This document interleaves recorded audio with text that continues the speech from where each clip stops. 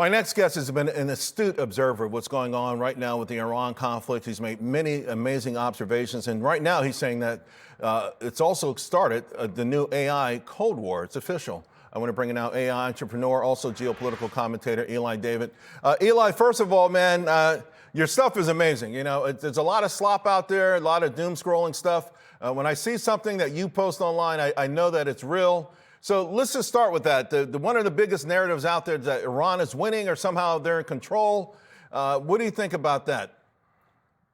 And it's ridiculous to say that Iran is winning. The United States and Israel have managed to just decimate them. Their entire military, anything above ground is gone. The defense industrial part of the country, it's all gone. Most of the underground sites, they're all gone. So the vast majority of the targets are gone. We are very close to a total victory here. They just have left the highly enriched uranium, which is very important, and some of their underground ballistic missile capabilities.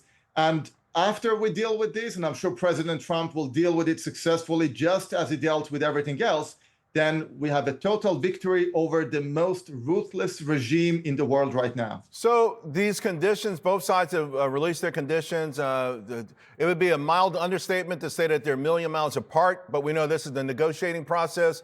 We started just a couple hours ago, Benjamin Netanyahu saying he's ready to negotiate with Lebanon. So even though they're so far apart, it feels like all sides maybe want to find a way to resolve this conflict. Well, President Trump holds all the cards here. The entire U.S. military that was here before and during the war, it is here, and actually more reinforcements are coming.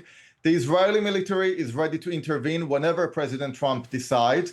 And Iran's economy, as their president said 2 weeks ago, they are just a few weeks from total economic collapse. So they are negotiating with little to no cards here. And at any point in time, President Trump can decide to, again, hit them hard, right, or even more economic pressure on them. They don't have any cards here to play with.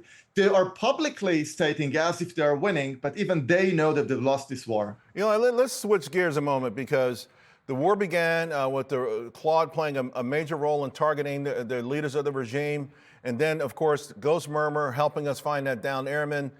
You say that the AI Cold War has officially begun. Absolutely. The future will be dominated by the most advanced AIs. Just these days, everyone talking about the Anthropic's latest model, which is the 10 trillion parameters, much larger model that requires much more amount of compute, much more energy.